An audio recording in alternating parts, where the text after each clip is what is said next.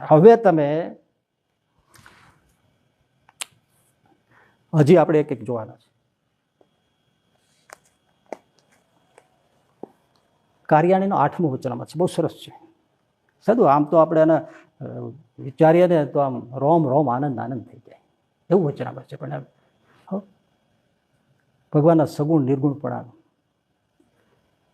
મુક્તાનંદ સ્વામી કહે છે, સ્વામી આમ તો એક વાત કરું, આમ પછી કરી યાદ આવશે, પણ કદાચ ભૂલાઈ જાય વેગમાં. તો હવે આના ઉપર જે એ વિવરણ કરશે ને તો આપણને કદાચ રડવું આવી જાય, એમ થઈ જાય કે રોવું કે હસવું એવું થાય. એવી કરે એટલે હું તમને પહેલાં કહી દઉં.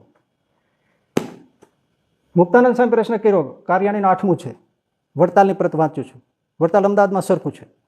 એ મહારાજ વેદ શાસ્ત્ર પુરાણ અને ઇતિહાસને વિશે ભગવાનનું સગુણ સ્વરૂપ પણ નિરૂપણ કર્યું છે, નિર્ગુણ સ્વરૂપ પણ નિરૂપણ કર્યું છે. તે ભગવાન જે શ્રી પુરુષોત્તમ તેનું નિર્ગુણ સ્વરૂપ કેવી રીતે સમજવું અને સગુણ સ્વરૂપ કેવી રીતે સમજવું. શ્રી પુરુષોત્તમ એનાથી ઉપર કોઈ નથી.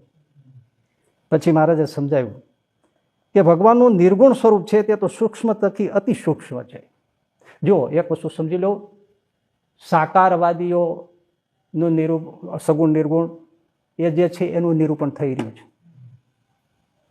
જે ભગવાનને સાકાર માને છે એ ભગવાનના સ્વરૂપનું સગુણ નિર્ગુણ પણ પ્રતિપાદન થઈ રહ્યું છે. બાકી એક શબ્દ છે વચનામૃતમાં છે, બધા છે આપણે, અને બધા વૈષ્ણવાચાર્યોમાં હોય, રામાનુજાચાર્ય આદિ સહિતમાં, અને શિક્ષાપત્રીમાં પણ છે કે આત્મનિવેદી ભક્તને નિર્ગુણ કેમ જાણવા, તો ભગવાન શ્રી કૃષ્ણ 3 ગુણથી પર છે, રહિત છે, ગુણાતીત છે, એટલે માટે આત્મનિવેદી ભક્તને પણ નિર્ગુણ જાણવા. કેમ? ભગવાનનું એ દ્રષ્ટિએ ભગવાનને નિર્ગુણ કહે છે, મતલબ શું? માયાના ગુણથી રહિત છે અને કલ્યાણકારી અનંત ગુણ યુક્ત છે, માટે સગુણ છે, સગુણ કહેવાય છે. એ એક પ્રશ્ન થયો. અહીંયા આ સગુણ નિર્ગુણ પણ જુદી રીતનું છે અને એ સાકારવાદીઓ માટેનો છે. હવે સાંભળો,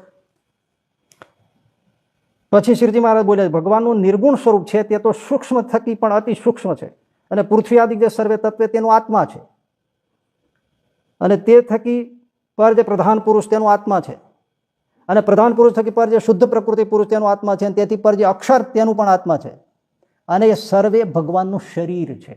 શરીર કોને કહેવાય? માય કોઈ પ્રવેશ કરે, આ શરીર છે, અંદર જે આત્મા જીવ છે એને શરીરી કહેવાય.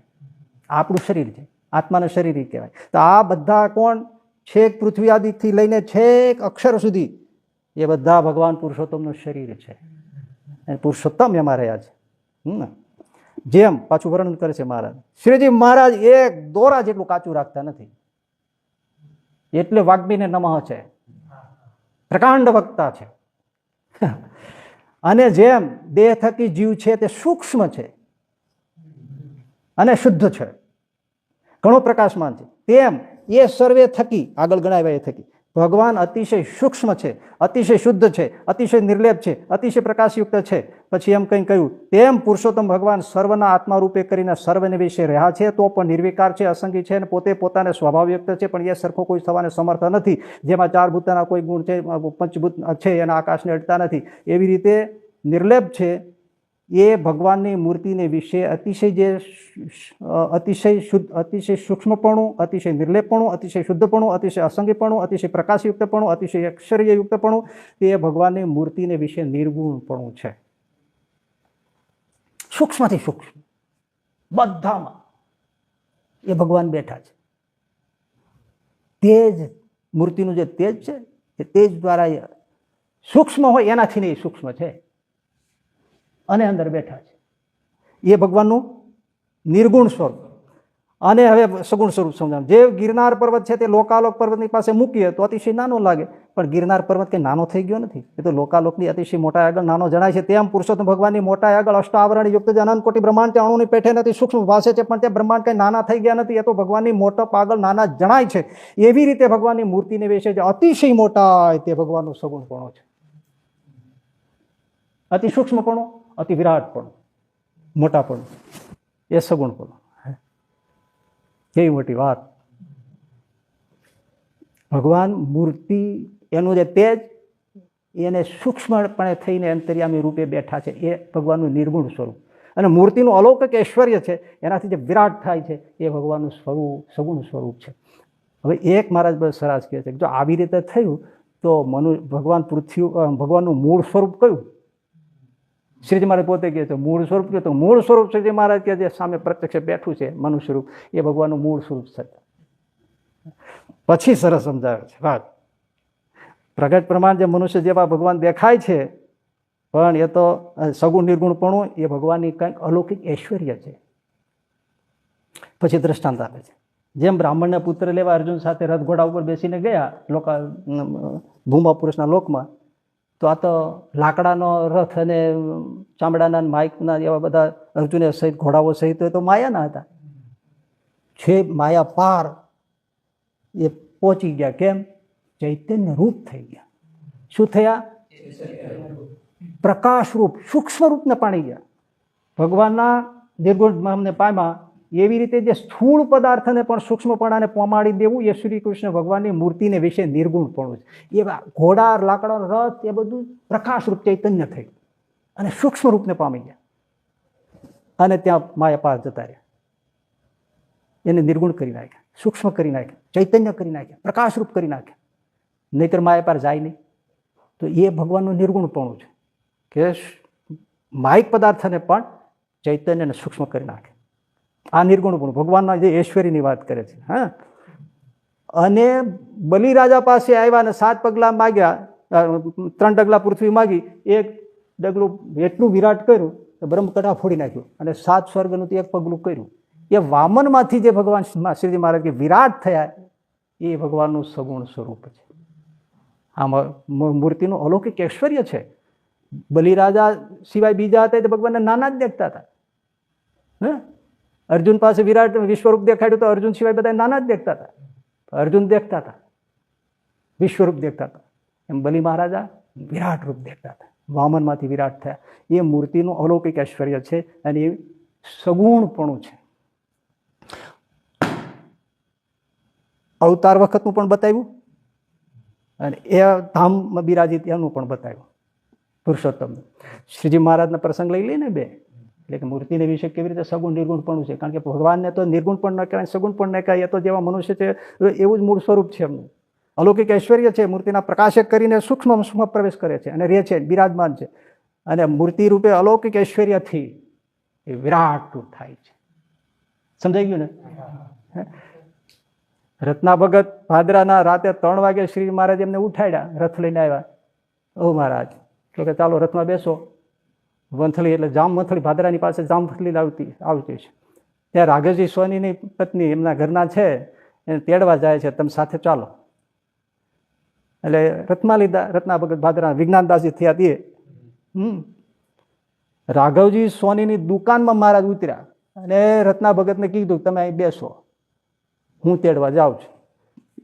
આ સૂક્ષ્મ રૂપને પમાડી દીધા. દિવાલ સોસરા જતા રહ્યા ને. આ શ્રીજી મહારાજની મૂર્તિમાં નિર્ગુણ ગુણ છે. નહીં તો રત્નો ભગત કે દિવાલ સોસરો જઈ શકે? તાળા માર્યા હતા.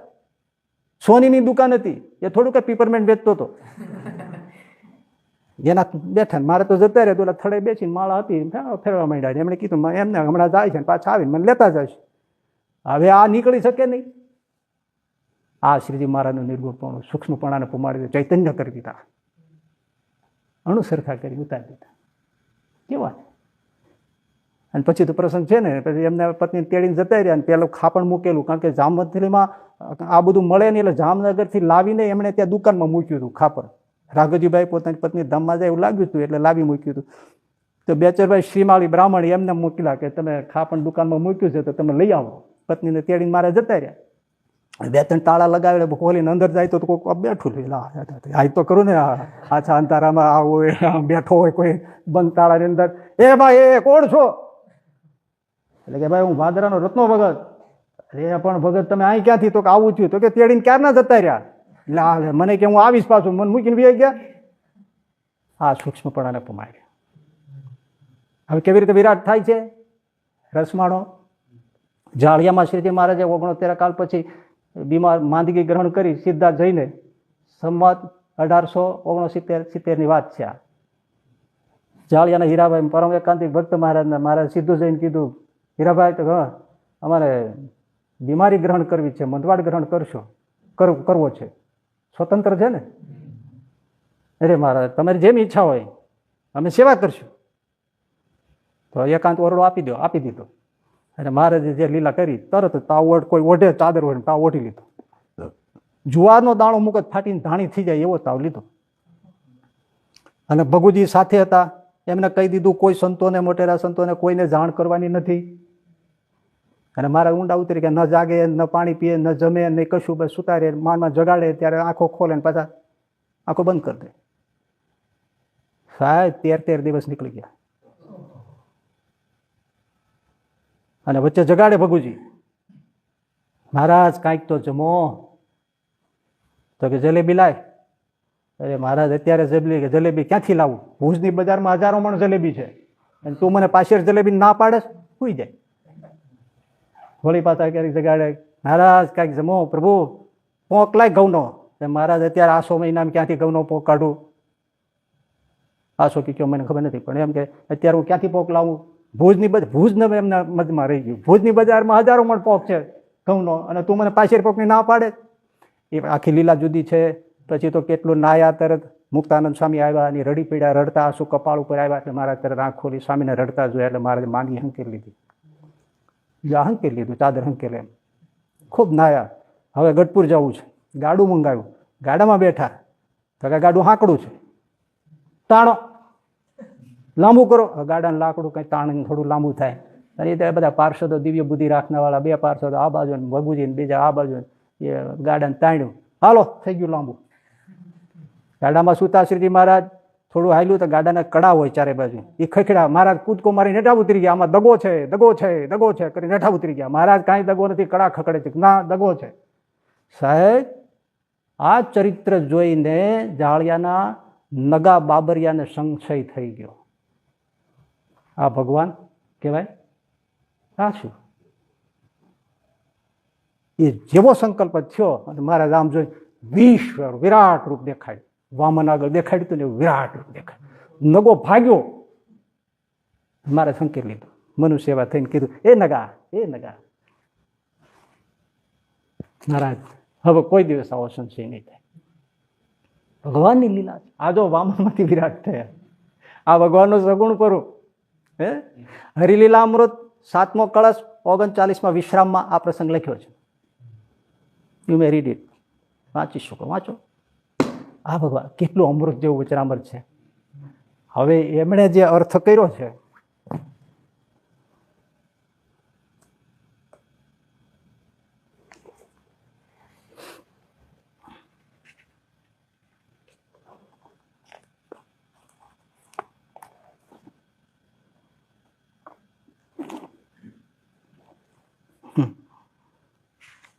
સામે રડતા નહીં હો. એમણે ટીકા કરી, વિશ્લેષણ કર્યું. બાપાશ્રી નામે આ બધું ઠોકે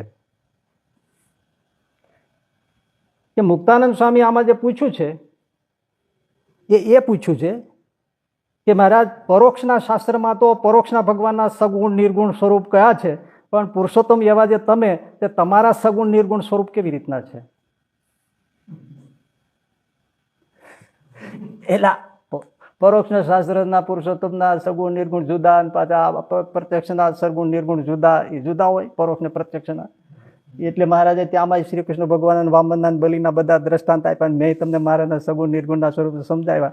અને વેદ પુરાણ શાસ્ત્રમાં મુક્તાન છે નામ લીધા તો એવી ગુલ્લી મારી કે એ તો પરોક્ષના શાસ્ત્રમાં પરોક્ષ ભગવાનના મેં તમને ત્યારે ભાર દીધો હતો. એ જે પુરુષોત્તમ ભગવાન શબ્દ વાપર્યો છે એના સગુણ નિર્ગુણ કેમ છે? તો આમણે એમ કહી દીધું કે એ તો પરોક્ષના નિર્ગુણ સ્વરૂપ, સગુણ સ્વરૂપનું વર્ણન કર્યું છે. મહારાજ તમે પુરુષોત્તમ છો, તમારા સગુણ નિર્ગુણ સ્વરૂપ કેવા છે? તો અમારા તેજ રૂપ અક્ષરધામના સગુણ નિર્ગુણ સ્વરૂપ અહીં કીધા છે. હવે આ મૂર્તિની વાત ચાલે છે પ્રભુ, એમાં તેજરૂપ ધામ, નિરાકાર તેજરૂપ ધામ, એના સગુણ નિર્ગુણામાં ક્યાંથી ચોટે?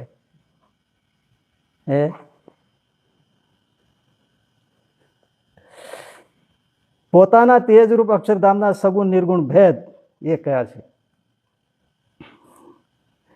તેજના સગુણ નિર્ગુણના ભેદ જે કહ્યા એ આપણે તો મૂર્તિ મહારાજના અલૌકિક ઐશ્વર્યની વાત કરી ને, તો જો આ અને પોતાના તેજના સગુણ નિર્ગુણ બે ભેદ કહ્યા છે, પણ આ ઠેકાણે પોતાની મૂર્તિને અને પોતાના તેજને અભેદપણે કહ્યું છે, માટે મૂર્તિમાંથી ઐશ્વર્ય ઉત્પન્ન થાય એમ કહ્યું છે. આ વામનમાંથી વિરાટ થાય ને એ તો કેવા માત્ર છે, બાકી ભેદ તો તેજ રૂપ અક્ષરધામના જ છે, પણ અભેદપણું છે મૂર્તિને તેજને. એટલે અહીંયા મનુષ્ય રૂપ મૂર્તિમાંથી ઐશ્વર્ય પ્રગટ થાય એમ અહીંયા સમજાવ્યું છે.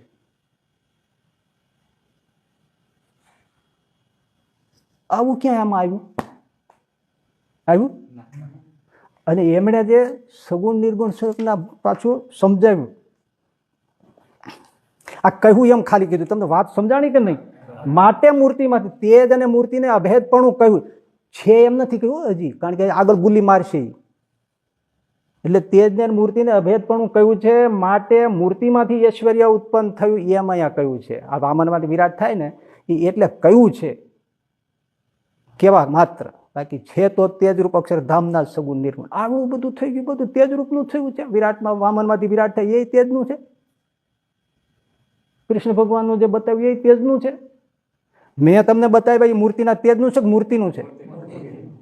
મૂર્તિમાનના જ સગુણ નિર્ગુણ ભેદ થાય. કોઈ પણ મૂર્તિમાન હોય એના જ મૂર્તિમાને અલૌકિક ઐશ્વર્યથી વિરાટ થાય અને મૂર્તિના તેજે કરીને સૂક્ષ્મ સ્વરૂપે વ્યાપીને નિર્ગુણ સ્વરૂપે બિરાજે. એને નિર્ગુણ સ્વરૂપ, સૂક્ષ્મ રૂપ એ નિર્ગુણ સ્વરૂપ છે. તો આ તેજ રૂપે તમે કહો છો તો એ કેવી રીતે સમજવું? કારણ કે આ તો વિરાટની વાત છે, મોટાઈની મોટાઈ ને નાનામાં નાનાઈ. તો એમણે એવું કહ્યું કે જે વ્યાપક તેજ છે એ નિર્ગુણ, એ સૂક્ષ્મ છે, સર્વત્ર વ્યાપક છે, એટલે એ નિર્ગુણ છે અને સૂક્ષ્મ છે. તેજ મૂર્તિનું જે સર્વત્ર તેજ વ્યાપક છે અને એ તેજ રૂપે સૂક્ષ્મ છે, એટલે આ તેજનું નિર્ગુણ સ્વરૂપ છે. અને સગુણ કેવી રીતે? એનું એ તેજ અક્ષરાદિક સર્વનું આધાર થઈને બહાર રહ્યું છે, માટે એ સગુણ છે. આધાર શબ્દ ક્યાંય આવ્યો છે આમાં? મોટાઈની વાત આવી છે, મોટાપણું. તો કે સર્વનું આધાર થઈને રહ્યું છે, માટે એ તેજરૂપ અક્ષરધામ મૂર્તિ છે, એનું તેજરૂપ અક્ષરધામનું એ સગુણ સ્વરૂપ છે. આમાં તો વામનમાંથી વિરાટની વાત છે. આમાં આધારનો તો શબ્દ આવ્યો નથી, ઊંઘવા જેટલો પૂરો તો આવ્યો નથી, આમ સુગંધ લઈ એટલો આવ્યો નથી. આનું શું કેવું સાહેબ? આમાં વડતાલવાળા ઘાલમેલ કરે છે, અમદાવાદવાળા ઘાલમેલ કરે છે કાંઈ, કે આ કરે છે?